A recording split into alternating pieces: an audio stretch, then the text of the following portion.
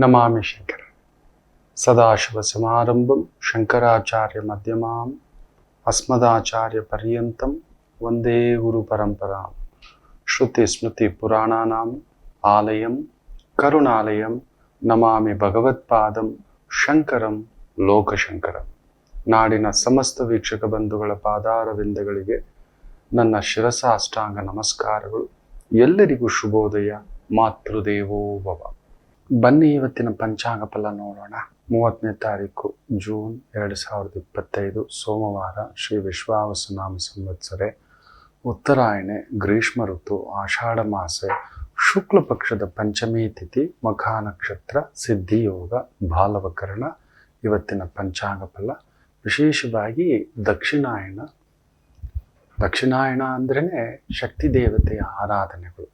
ಒಂದು ರೀತಿ ದಕ್ಷಿಣಾಯಣದಲ್ಲಿ ಬರುವಷ್ಟು ಪೂಜೆಗಳು, ಸಂಕಲ್ಪಗಳು, ನಿಯಮಗಳು ಉತ್ತರಾಯಣದಲ್ಲಿ ಕಡಿಮೆ.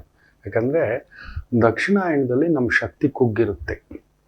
ಚಳಿ ಜಾಸ್ತಿ, ಮಳೆ ಜಾಸ್ತಿ, ಗಾಳಿ ಜಾಸ್ತಿ, ಬುದ್ಧಿ ಇನ್ನೆಲ್ಲೆಲ್ಲೋ ಪ್ರಕೋಪಕ್ಕೆ ಹೋಗುತ್ತೆ. ಆ ಬುಧ ಬಂದು ಘಟಕದಲ್ಲಿ ಕೂತ್ಕೊಬಿಡ್ತಾನೆ. ಅದರಲ್ಲೂ ಈಗ ನೋಡಿ, ಗುರು ಕೂಡ ಬುಧನ ಮನೆಯಲ್ಲಿ ಮಲಗಿಬಿಟ್ಟಿದ್ದಾನೆ. ಕರ್ಮಕಾರಕನ ಮನೆಯಲ್ಲಿ ವಿಜೃಂಭಿಸ್ತಿರ್ತಕ್ಕಂಥ ರಾಹು, ಆ ಕರ್ಮಕಾರಕ ಶನಿ ಬಂದು ಗುರುವಿನ ಮನೆಯಲ್ಲಿ ತಟಸ್ಥ ತನ್ನ ನಕ್ಷತ್ರದಲ್ಲೇ. ಅದಕ್ಕೆ ಮೇಲೆ ಶಕ್ತಿಕಾರಕ ಕುಜ ಸಿಂಹರಾಶಿಯಲ್ಲಿರೋದು ಒಳ್ಳೆಯದೇ ಆದರೂ ಕೂಡ ಕೇತುವಿನ ಜೊತೆಗೆ ಒಂಥರ ಸರ್ಪ ಕಟ್ಟಾಕಿಬಿಟ್ಟಿದೆ. ಬೆಂಕಿ ಹತ್ರ ಎಲ್ಲಿ ಸರ್ಪ ಇರುತ್ತೆ? ಬೆಂಕಿ ಇಟ್ಟರೆ ಪೊದೆಗಳಿಂದೆಲ್ಲ ಹೊರಗಡೆ ಬರುತ್ತೆ ಅಂತ ಹೇಳ್ತೀವಲ್ಲ, ಆ ರೀತಿ. ನೀರು ತುಂಬಿಟ್ರೆ ವಿಪರೀತ ನೀರು, ಹಳ್ಳ ಕೊಳ್ಳಗಳು ತುಂಬಿಬಿಡ್ತವೆ. ಸರ್ಪಗಳು ಎದ್ದು ಬಂದ್ಬಿಡ್ತವೆ. ಸರ್ಪದೋಷಗಳು ವಿಜೃಂಭಿಸ್ತವೆ ಅನ್ನತಕ್ಕಂಥದ್ದು ಹೇಳ್ತವೆ. ಅಂಥದಕ್ಕೋಸ್ಕರವೇ ಈ ದಕ್ಷಿಣಾಯಣ ಬಂದು ದೇವತೆಗಳ ಪೂಜೆ, ಅದರಲ್ಲೂ ಆಷಾಢ ಲಕ್ಷ್ಮೀ ಪೂಜೆ, ವಾರಾಹಿ ಪೂಜೆ, ಗುಪ್ತ ನವರಾತ್ರಿಗಳ ಪೂಜೆ, ದೇವಿ ಪೂಜೆ ಇದೆಲ್ಲ ಮಾಡ್ಕೋತೇವೆ. ಈ ಆಷಾಢ ಶುಕ್ರವಾರ ವಿಶೇಷವಾಗಿ ನಮ್ಮ ತಾಯಿ ಜಗನ್ಮಾತೆ ಚಾಮುಂಡೇಶ್ವರಿಯ ಉತ್ಸವ ಕೂಡ ಈ ಆಷಾಢ ಮಾಸದಲ್ಲೇ ಬರ್ತಕ್ಕಂಥದ್ದು. ಭಕ್ತಾದಿಗಳು ತುಂಬ ಜನ ದೇವಿ ಕ್ಷೇತ್ರಗಳು, ನಮ್ಮ ಚಾಮುಂಡೇಶ್ವರಿ ಕ್ಷೇತ್ರ, ನಿಮಿಷಾಂಬ, ಪ್ರಸನ್ನ ಮೀನಾಕ್ಷಿ, ಕ್ಷಣಾಂಬಿಕಾ, ನಿಮಿಷಾಂಬ, ಸವದತ್ತಿ, ತುಳಜಾ ಭವಾನಿ, ಈ ಥರ ಎಲ್ಲ ಕ್ಷೇತ್ರಗಳು, ಕಟೀಲು, ಕೊಲ್ಲೂರು, ಎಲ್ಲವೂ ಜಗನ್ಮಾತೃಗೆ ಇರ್ತಕ್ಕಂಥವರು ಆಗತಕ್ಕಂಥವರು ಈ ಆಷಾಢ ಮಾಸದಲ್ಲಿ ಅಮ್ಮನವರ ದರ್ಶನ ಪ್ರಾಪ್ತಿಯಾಗಲಿ, ಹೋಗಿ ಬನ್ನಿ. ಹೋಗಲಿಕ್ಕೆ ಆಗದವರು ಮನೆಯಲ್ಲೇ ಒಂದು ಪ್ರಾರ್ಥನೆ, ಎಲ್ಲೋ ಹೋಗಬೇಕು ಅನ್ನತಕ್ಕಂಥದ್ದು ಏನೂ ಇಲ್ಲ. ವಿಶೇಷವಾಗಿ ಭಂಡ ಪುತ್ರ ವಧೋದ್ಯುಕ್ತ ಬಾಲಾ ವಿಕ್ರಮನಂದಿತ ಮಂತ್ರಿಣಾಭ್ಯಾಂ ವಿರಚಿತ ವಿಷಂಗ ಬದತೋಷಿತ ವಿಶುಕ್ರ ಪ್ರಾಣ ಹರಣ ವಾರಾಹಿ ವೀರ್ಯ ನಂದಿತ. ಅಂದರೆ ಈಕೆ ಆ ತಾಯಿ ವಾರಾಹಿ ದೇವಿ, ತಾಯಿ ಲಲಿತಾದೇವಿಯ ಇನ್ನೊಂದು ಸ್ವರೂಪ. ತನ್ನ ಶಕ್ತಿಯ ಒಂದು ಅಂಶವನ್ನು ಶ್ಯಾಮಲಾದೇವಿಯಾಗಿಯೋ, ಶ್ಯಾಮಲಾ ದಂಡಕ ಕೇಳಿರ್ತೀರಿ. ಕಾಳಿದಾಸ, ಕವಿರತ್ನ ಕಾಳಿದಾಸದಲ್ಲಿ ರಾಜ್ಕುಮಾರ್ ಅವರು ಅಬ್ಬೋ ಶ್ಯಾಮಲಾ ದಂಡಕ ಎಷ್ಟು ಅದ್ಭುತವಾಗಿ ಆಡಿದ್ದಾರೆ. ನೀವು ನೋಡಿರ್ತೀರಿ, ಕೇಳಿರ್ತೀರಿ. ಬೆಳಿಗ್ಗೆ ಎದ್ದ ತಕ್ಷಣ ಒಮ್ಮೆ ಅದು ಕೇಳಿ ನೋಡಿ, ಶ್ಯಾಮಲಾ ದಂಡಕಂ. ಅದೊಂದು ಅನುಭೂತಿ ಮಕ್ಕಳೇ. ಎಂಥ ಒಂದು ವಿದ್ಯೆ ಇಲ್ಲದವರಿಗೂ ಅವನನ್ನು ಪಂಡಿತನನ್ನಾಗಿ ಯಾವುದಾದರೂ ಒಂದು ರಂಗದಲ್ಲಿ ಆ ತಾಯಿ ಜಗನ್ಮಾತೆ ಮಾಡುತ್ತೆ. ತಾಯಿ ನಮ್ಮಲ್ಲ ಶಕ್ತಿ, ನಮ್ಮಲ್ಲಿರತಕ್ಕಂಥ ಶಕ್ತಿಯನ್ನು ಜಗತ್ತಿಗೆ ತೋರಿಸ್ಕೊಡ್ಲಿಕ್ಕೆ ಶ್ಯಾಮಲಾ ದಂಡಕ ಅಂಥದ್ದೊಂದು ಅದ್ಭುತ. ಹಾಗೆಯೇ ವಾರಾಹಿ ದೇವಿ ಮುಖ್ಯವಾಗಿ ಭೂಮಿಗೆ ಕಂಟಕ, ಭೂಮಿಯ ಬೆಳೆಗೆ ಕಂಟಕ ಬಂದಾಗ ಬೆಳೆ ಇಡೋರಿಗೆ ನಷ್ಟ ಆಗ್ತಿದೆ. ಏನೋ ಒಂದು ಕೆಲಸ ಕಾರ್ಯ ಅಂತ ಮಾಡ್ತಿದ್ರೆ ಅದಕ್ಕೊಂದು ಫಲ ಬರಬೇಕು. ನಾವು ದುಡಿತಿದ್ದೇವೆ, ನಮ್ಮ ಶಕ್ತಿ ಉಪಯೋಗಿಸಿ, ಬಲ ಉಪಯೋಗಿಸಿ, ಆ ಬಲಕ್ಕೆ ತಕ್ಕಂಥದ್ದು ಸಿಗುತ್ತಿಲ್ಲ ಅಂದಾಗ ವಾರಾಹಿ ದೇವಿಯನ್ನ ಸಂಧ್ಯಾಕಾಲ ಪೂಜೆ, ರಾತ್ರಿ ಪೂಜೆ ಮಾಡ್ತೇವೆ. ಅತಿ ಮುಖ್ಯವಾಗಿ ಅಮ್ಮನವರನ್ನ ಈ 9 ದಿನ, ಆಷಾಢ ಮಾಸದ ಮೊದಲನೇ ದಿನದಿಂದ 9 ದಿನ ನನ್ನ ಒಂದು ತಪ್ಪಿಗೆ ಕ್ಷಮಿಸಿ, ನಿಧಾನ ಹೇಳ್ತಿದ್ದಾನೆ, ಲೇಟ್ ಆದಮೇಲೆ ಹೇಳ್ತಿದ್ದಾನೆ, ಒಂದು ಪಂಚಮಿ ಬರಲಿ ಅಂತ ಕಾಯ್ತಿದ್ದೆ, ಮಿಸ್ ಮಾಡಿಕೊಂಡೆ.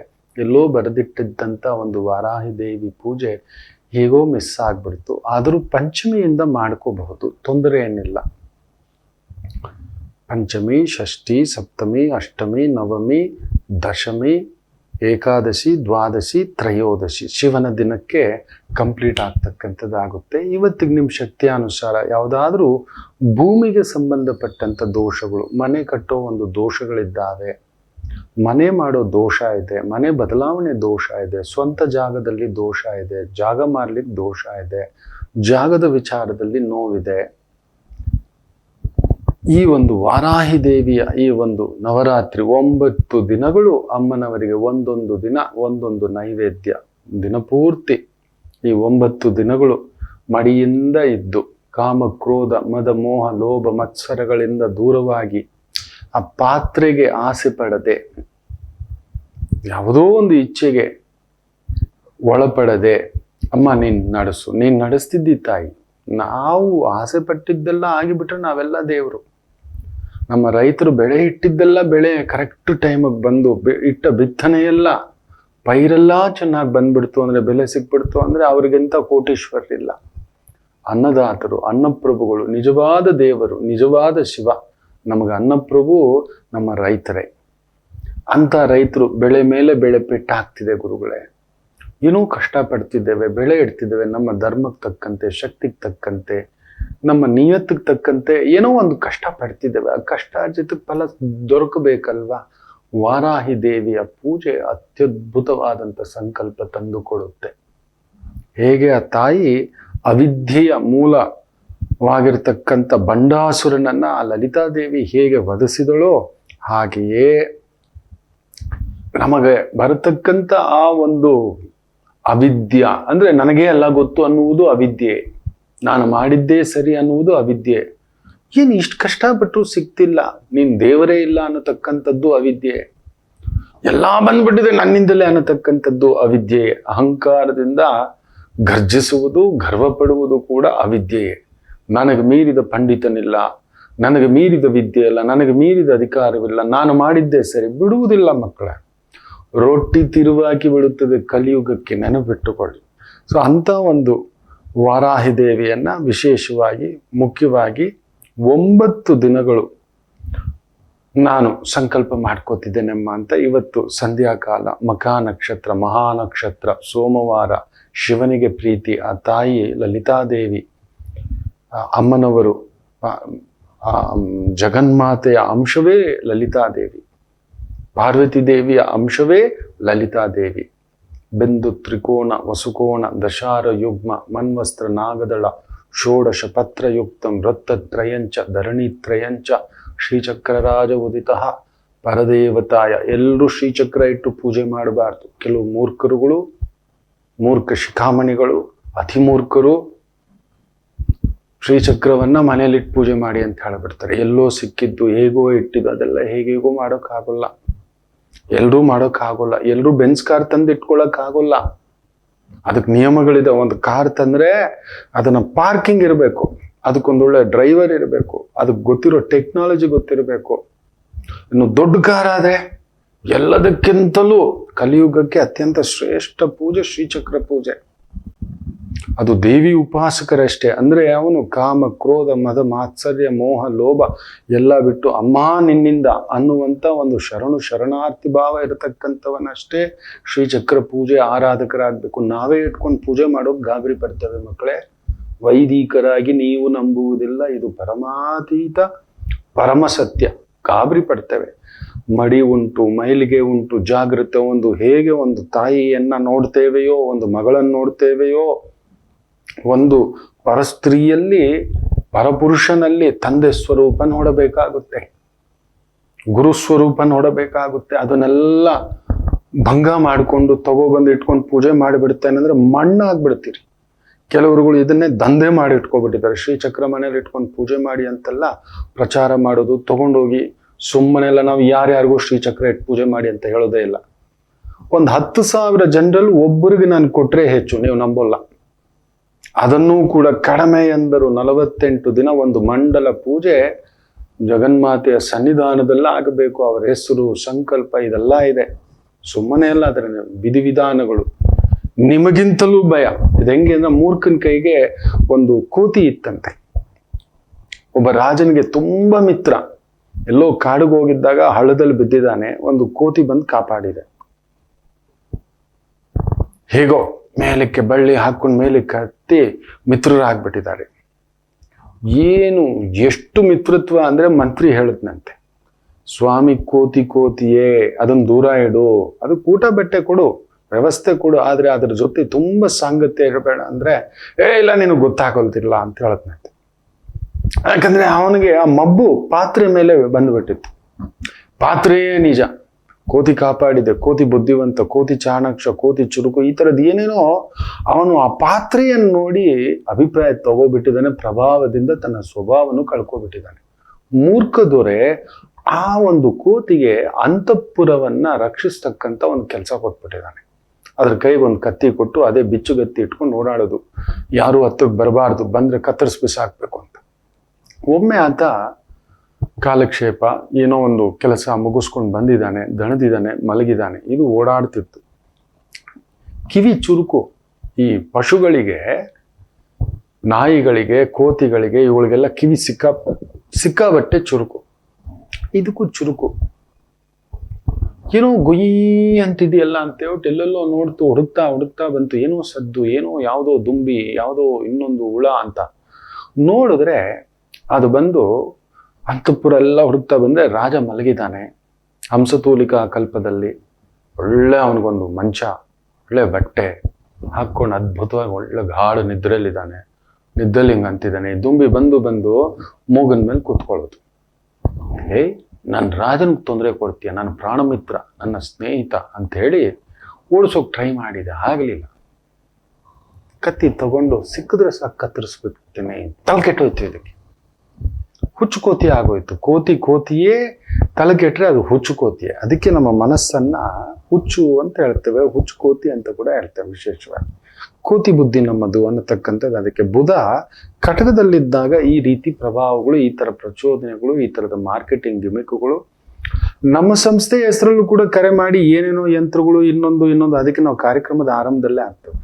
ನಾವು ನಮ್ಮ ಸಂಸ್ಥೆ ಹೆಸರಲ್ಲಿ ಯಾರಿಗೂ ಫೋನ್ ಮಾಡಲ್ಲ. ಫೋನ್ ಮಾಡಿ ಯಂತ್ರ ತಗೊಳ್ಳಿ ಇನ್ನೊಂದು ಅಂತಕ್ಕಂಥದ್ದು ಆವತ್ತಿಗೂ ಇವತ್ತಿಗೂ ಎಂದೆಂದಿಗೂ ಬೇಕು ಅನ್ನೋರು ಬಂದಾಗ ಅವರ ಬೇಸ್ ಮೇಲೆ, ಅವರ ಶಕ್ತಿ ಮೇಲೆ ಆದ್ರೆ ಇದನ್ನ ಇಟ್ಕೊಳ್ಳಿ, ಇಲ್ಲ ನಾವು ಫೋರ್ಸೇ ಮಾಡಲ್ಲ. ನಾವು ಬಲವಂತ ಮಾಡುವುದಿಲ್ಲ ಯಾರನ್ನು ಇದನ್ನ ತಗೊಂಡೋಗಿ ಮ್ಯಾಜಿಕ್ ನಡೆಯುತ್ತೆ ಅಂತ.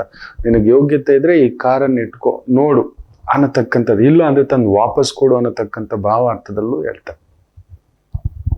ಅದೊಂದು ಲೆಕ್ಕಾಚಾರ. ಎಲ್ರಿಗೂ ಕೊಡೋದೇ ಇಲ್ಲ ಶ್ರೀಚಕ್ರ. ನೋಡಿ, ಈ ಕೋತಿ ಮಾಡೋದು ಇದೇ ಕೆಲಸ. ರಾಜ ಕಡೆಗೆ ಅದು ಇಲ್ಲಿ ಕುತ್ಕೊಂಡಿರುತ್ತೆ, ಕುತ್ತಿಗೆ ಮೇಲೆ ಕತ್ತಿ ತಗೊಂಡು ಒಂದೇ ಏಟು, ತಲೆ ಒಂದು, ರುಂಡ ಮುಂಡ ಬೇರೆ ಬೇರೆ. ಒಂದು ಹುಚ್ಚು ಕೋತಿಗೆ ಅಧಿಕಾರ ಕೊಟ್ರೆ ಹೀಗೆ ಅಂದ್ರೆ ಶ್ರೀಚಕ್ರ ತಂದಿಟ್ರೆ ನಿಮ್ಮ ಶಿರಚ್ಛೇದನ. ನೆನಪಿಟ್ಕೊಳ್ಳಿ. ಸುಮ್ಮನೆ ಅಲ್ಲ, ಯಾರೋ ಹೇಳಿದ್ರು ಅಮ್ಮ ಭಗವತಿ ನಮ್ಮ ಮನೆಗೆ ಬಂದ್ಬಿಡು, ಅವೆಲ್ಲ ಹಾಗಾದ್ರೆ ಮೋದಿ ಅವ್ರು ತಗೊಂಡೋಗಿ ಇಟ್ಟುಬಿಟ್ಟು ಪೂಜೆ ಮಾಡಿ ನಮ್ಮ ಇಡೀ ದೇಶಕ್ಕೆ ಒಂದು ರಕ್ಷಣಾ ಕವಚ ಆಗ್ಬಿಡ್ಬೇಕಷ್ಟೆ. ಏನೇನೋ ಮಾಡಬೇಡಿ. ಯಂತ್ರಗಳು ಸುಮ್ಮನೆ ಎಲ್ಲ ತರಬೇಕು ಅಂದ್ರೆ ಅದಕ್ಕೊಂದು ಯೋಗ್ಯತಾ, ಅದಕ್ಕೊಂದು ಲೆಕ್ಕಾಚಾರ, ನಿಮ್ ಶಕ್ತಿ, ಇದೆಲ್ಲ ನೋಡಿಯೇ ಕೊಡ್ಬೇಕಾಗುತ್ತೆ. ನಿಮಗಿಂತಲೂ ಭಯವೇ. ಎಲ್ಲರಿಗೂ ಕೊಡುವುದಿಲ್ಲ. ನಾನು ಹಬ್ಬ ಅಂದ್ರೆ ಇಷ್ಟು ವರ್ಷದ ಒಂದು 32 ವರ್ಷದಲ್ಲಿ ನೀವು ನಂಬೋದಿಲ್ಲ, ಒಂದು 50ರಿಂದ 60 ಶ್ರೀಚಕ್ರ ಕೊಟ್ಟಿರಬಹುದು ಅಂದ್ರೆ ಲೆಕ್ಕ ಹಾಕೊಳ್ಳಿ. ಎಷ್ಟು ದೊಡ್ಡ ವ್ಯಕ್ತಿಗಳು ಕೊಟ್ಟಿರ್ತೇವೆ ಅಂತ, ಎಷ್ಟು ನಿಯಮಗಳು ಹಾಕಿ ಕೊಟ್ಟಿರ್ತೇವೆ ಅಂತ. ಅವರು ಆ ನಿಯಮ ಪಾಲನೆ ಮಾಡಬಲ್ಲರ ಮೊದಲು ಅದನ್ನ ತಿಳ್ಕೊತೇವೆ. ಸುಮ್ಮನೆ ಎಲ್ಲ ವಾರಾಹಿ ದೇವಿನ ತಗೋಬರ್ತೇವೆ, ಲಲಿತಾ ದೇವಿ ಉಪಾಸನೆ ಮಾಡಿಬಿಡ್ತೇವೆ, ವಾರಾಹಿ ದೇವಿ ಉಪಾಸನೆ ಮಾಡಿಬಿಡ್ತೇವೆ, ಅಮ್ಮನವ್ರ ಉಪಾಸನೆ ಮಾಡಿಬಿಡ್ತೇವೆ.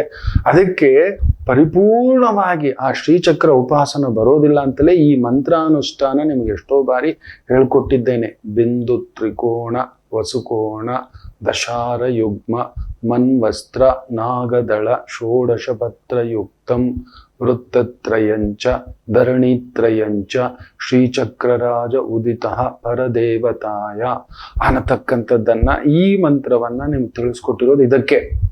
ನಮಗ ಆ ಉಪಾಸನಾ ಶಕ್ತಿ ಇಲ್ಲಮ್ಮ, ನಿನಗೆ ಇಲ್ಲ, ನಾನೇ ಇದನ್ನ ಜಪ ಮಾಡ್ಕೋತೇನೆ ಅಮ್ಮ ಅಂತ ಹೇಳ್ಕೊಂಡು ಭಯ ಪಟ್ಕೊಂಡು ಸುಮ್ಮನೆ ಯಾರೋ ಹೇಳಿದ್ರು, ಎಲ್ಲೋ ಸಿಕ್ಬಿಡ್ತು, ಅಂಗಡಿಲಿ ಸಿಕ್ಬಿಡ್ತು, ಇನ್ನೊಂದು ಸಿಕ್ಬಿಡ್ತು ಅನ್ನತಕ್ಕಂಥದ್ರ ರೀತಿನಲ್ಲಿ ತಗೊಬಂದು ಇಟ್ಕೊಂಡು ಪೂಜೆ ಮಾಡೋದು. ಇದು ಹೆಂಗೆ ಅಂದ್ರೆ ದಾರಿಲಿ ಹೋಗೋ ಮಾರಮ್ಮ ಮನೆ ಗಂಟ ಬಾರಮ್ಮ, ಮನೆ ಒಳಗಡೆ ಕರ್ಕೊಂಡು ಬಂದ ಹಾಗೆ. ಖಂಡಿತ ಮಾರಿ ದುರ್ಗಿ ಆಗಿಬಿಡ್ತಾಳೆ. ಆಕೆಗೆ ಕರೆಕ್ಟಾಗಿ ಒಂದು ಮದುವೆ ಮಾಡ್ಬೇಕಾದಾಗ್ಲೇನೆ ಅವನಿಗೆ ಆ ಯೋಗ್ಯತೆ ಇದೆ, ಆ ಸಾಕೋ ಯೋಗ್ಯತೆ, ಪೋಷಿಸೋ ಯೋಗ್ಯತೆ, ಕಾಪಾಡೋ ಯೋಗ್ಯತೆ. ನೀವು ನೋಡಿ, ನಿಮ್ಮ ಹೆಂಡತಿಗೆ ಕರೆಕ್ಟಾಗಿ ಊಟ ಬಟ್ಟೆ ಕೊಡ್ದಿದ್ರೆ ಆಕೆ ದುರ್ಗಿ ಆಗ್ತಾಳ ಇಲ್ವಾ ನೋಡಿ. ಮಗಳು ನೋಡಿ, ನೀನು ಒಂದು ಅಪ್ಪನ ಅಂದ್ಬಿಡ್ತಾಳೆ. ಒಳ್ಳೆ ಶಾಲೆ, ಒಳ್ಳೆ ಬಟ್ಟೆ ಕೊಡಬೇಕು. ಸುಮ್ಮನೆ ಅಲ್ಲ, ಗಂಡು ಮಗು ಹೆರೋದು ಒಂದು ತಾಯಿ, ಅವನನ್ನು ಪೋಷಿಸೋ ತಾಕತ್ತು ಬರಬೇಕು. ಇದೆಲ್ಲ ಲೆಕ್ಕಾಚಾರಗಳಿದೆ ಮಕ್ಕಳೇ. ಇದನ್ನ ತಿಳ್ಕೊಳ್ಳದೆ ತುಂಬಾ ಜನ ಮಾಡುವಂಥದ್ದು, ಮದುವೆ ಮಾಡಿಬಿಡೋದು, ಮಕ್ಕಳು ಎತ್ಕೊಬಿಡೋದು. ಅದಕ್ಕೆ ಇವತ್ತು ಮಕ್ಕಳ ಅನಾಥ, ಆ ತಾಯಿ ಜೀವ ಅನಾಥ. ಇದು ಆಗಿರ್ತಕ್ಕಂಥದ್ದು ಶ್ರೀಚಕ್ರದ ಪರಾಕಾಷ್ಠತೆ, ಒಂದು ಪರಿಪೂರ್ಣ ಲಲಿತಾದೇವಿಯ ಸ್ವರೂಪ. ಅದು ನಿಮ್ಮ ಸ್ವರೂಪ, ಮಾತೃ ಸ್ವರೂಪ. ಒಂದು ಅಮ್ಮನನ್ನು ಉಪವಾಸ ಹಾಕಿದಾಗೆ ತ್ರಿಕಾಲ ಶುದ್ಧಿಯಾಗಿರಬೇಕು, ತ್ರಿಕರಣ ಶುದ್ಧಿಯಾಗಿರಬೇಕು, ತ್ರಿಕಾಲ ಸಂಧ್ಯಾವಂದನೆ ಪೂಜೆಗಳು ಮಾಡಬೇಕು. ಎಲ್ಲೂ ತಪ್ಪು, ಸುಳ್ಳು, ನಿಯಮ, ಇನ್ನೊಂದು ತುಂಬ ಲೆಕ್ಕಗಳಾಗ್ತವೆ. ತುಂಬ ದೊಡ್ಡವರಿಗೆ, ತುಂಬ ದೊಡ್ಡ ಸಾಧಕರಿಗೆ, ತುಂಬ ದೊಡ್ಡ ಬಲ ನಿಂತುಕೊಂಡು ನೂರಾರು ಸಾವಿರಾರು ಮಂದಿಗೆ ನೆರಳು ಕೊಡತಕ್ಕಂಥವರಿಗೆ ಆ ಯೋಗ್ಯತೆ ಇದೆಯಾ? ಇದನ್ನ ತಪ್ಪಾಗಿ ಬಳಸೋದಿಲ್ಲ. ತಪ್ಪು ದಾರಿಗೆ ಈ ಶಕ್ತಿ ಬಂದಿದ ತಕ್ಷಣ ಕೆಲವ್ರಿಗೆ ಏನಾಗ್ಬಿಡುತ್ತೆ, ದಿಢೀರ್ ಐಶ್ವರ್ಯ ಬಂದ್ರೆ ಮಧ್ಯರಾತ್ರಿ ಕೊಡೆ ಹಿಡ್ದ ಅನ್ನತಕ್ಕಂಥ ರೀತಿಲಿ ಬದಲಾಗ್ಬಿಡ್ತಾರೆ. ಅವನ ಅಹಂಕಾರವೇ ಸರ್ವನಾಶ. ಅವನಿಗಷ್ಟೆಲ್ಲ, ನಮಗೂ ಕೂಡ, ನಮಗೂ ಭಯ. ಎಲ್ರಿಗೂ ಹೇಳೋದೇ ಇಲ್ಲ, ನಿನಗಾದ್ರೆ ನೋಡಪ್ಪ ಇದು ನಿಯಮ ಇದೆ, ಮೊದಲು ಈ ನಿಯಮ ಪಾಲನೆ ಮಾಡ್ತೀಯಾ, ಆಗುತ್ತಾ ನೋಡು ಅಂತ ಹೇಳ್ತೇವೆ. ಅವನು ಯೋಚನೆ ಮಾಡಿ ಎಸ್ ಅಂದ ಮೇಲೆ ಕಡಿಮೆ ಅಂದರೂ 48 ದಿನದಿಂದ 90 ದಿನ, ಕೆಲವರು 108 ದಿನ ಆ ಸಂಕಲ್ಪ ಪೂಜೆ ಆದ ಮೇಲೆನೆ ಕೈ ಕೊಡೋದು. ಸುಮ್ಮನೆ ಒಂದು ತೋಟನ ಹಿಂಗೆ ಎತ್ತಿ ಕೊಡೋದಿಲ್ಲ, ಬರೀ ಬಯಲ್ ಜಾಗ ಕೊಡೋದಿಲ್ಲ, ಅದಕ್ಕೊಂದು ಕಾಂಪೌಂಡು, ಇನ್ನೊಂದು ರಿಜಿಸ್ಟ್ರೇಷನ್ನು, ಅಲ್ಲಿ ಏನೇನೋ ವ್ಯವಸ್ಥೆಗಳು ಮಾಡಿಯೇ ಕೊಡೋದು. ರಕ್ಷಕವಾಗಿ ಇಟ್ಕೊಳ್ಳಿ ಅನ್ನತಕ್ಕಂಥದ್ದು. ಅದರಿಂದ ಜಾಗ್ರತೆ. ಯಾರ್ಯಾರ್ದು ಮಾತಿಗೆ, ಉನ್ಮಾದಕ್ಕೆ, ಉತ್ಪ್ರೇಕ್ಷತೆಗೆ ಒಳಗಾಗಿ ಈ ಥರದ್ದು ಯಂತ್ರಗಳು, ಧಾರಣ ತಗೊಬಂದು ಇಟ್ಕೊಳ್ಳೋದು ಏನೋ ಮಾಡಕ್ ಹೋಗ್ಬೇಡಿ ಮಕ್ಕಳು. ಏನು ಬೇಡ, ಒಂದು ರ್ಯಾಡೋ ವಾಚ್ ಕಟ್ಕೊಳ್ಳಿ ನೋಡೋಣ. 1-2 ಲಕ್ಷ 3 ಲಕ್ಷ ಇರ್ತವೆ, ಹೌದಲ್ವಾ? ನೀವೊಂದು ಸೆಕ್ಯೂರಿಟಿ ಕೆಲ್ಸಕ್ಕೆ ಹೋಗ್ತೀರಿ, ಅಲ್ಲಿ ಇಲ್ಲ ಲೋಡಿಂಗ್ ಕೆಲ್ಸಕ್ಕೆ ಹೋಗ್ತೀರಿ, ನಿಮಗೆ ಆಸೆ, ಕಷ್ಟಪಟ್ಟು ದುಡಿದು ತೆಗೆದು ಇಟ್ಕೊಂಡು ಹಾಕೊಂಡಿದ್ದೀರಿ. ಆ ಲೋಡಿಂಗು ಇನ್ನೊಂದು ಇಳಿಸುವಾಗ ಇದು ಸ್ಕ್ರಾಚ್ ಬಿತ್ತು ಅಂದ್ರೆ ಎಷ್ಟು ದೊಡ್ಡ ನಷ್ಟ ಗೊತ್ತಾ? ಎಷ್ಟು ದೊಡ್ಡ ನಷ್ಟ ಗೊತ್ತಾ? 2 ಲಕ್ಷ ವಾಚ್ ಅದು, 3 ಲಕ್ಷ ವಾಚ್ ಅದು, ರ್ಯಾಡೋ ವಾಚ್ ಅಂತ ಹೇಳ್ತಾರೆ. ಒಂದು ವಾಚ್ ಅನ್ನೇ ನಾವು ಎಲ್ಲಂದ್ರೆ ಅಲ್ಲಿ ಕಟ್ಕೊಂಡು ಹೋಗೋದಿಲ್ಲ. ಆ ವ್ಯಾಲ್ಯೂ ಇರೋ ಕಡೆನೆ ಒಂದು ದೊಡ್ಡ ಫಂಕ್ಷನ್ ಎಲ್ಲೂ ಟಚ್ ಆಗದ ಹಾಗೆ ಈ ರೀತಿ ಹೇಗೆ ಕಟ್ಕೋಬೇಕು, ಎಲ್ಲಿ ಕಟ್ಕೋಬೇಕು, ಏನ್ ಮುಟ್ಟಬಾರ್ದು ಅನ್ನೋದೊಂದು ನಿಯಮ ಇರುತ್ತೆ. ಇದನ್ನ ನನ್ನ ಧರ್ಮಪತ್ನಿಯಿಂದ ಕಲಿತೆ ನಾನು. ಏನ್ರಿ ವಾಚ್ನ ಸ್ಕ್ರಾಚ್ ಮಾಡಿ ಇಟ್ಟಿದ್ದೀರಿ ಅಂತ. ಜನಗಳಿತ್ತಲ್ವಮ್ಮ, ಪ್ರವಚನ ಹೋಗಿದ್ನಲ್ಲಮ್ಮ, ಎಳೆದಾಡಿದ್ರು, ಅದು ಇದು, ಮತ್ತೆ ಯಾಕೆ ಇದನ್ನ ಕಟ್ಕೊಂಡೋದು? ಇಡೀ ಇನ್ಮೇಲೆ ಇದಕ್ಕೆ ಡಯಲ್ ಚೇಂಜ್ ಮಾಡ್ಬೇಕು ಅಂದ್ರೆ, ಅದಕ್ಕೆ ಮೇಲಿರ್ತಕ್ಕಂಥ ಚೇಂಜ್ ಮಾಡ್ಬೇಕಂದ್ರೆ ಎಷ್ಟು ಖರ್ಚಾಗುತ್ತೆ ಗೊತ್ತಿದ್ಯಾ ನಿಮ್ಗೆ?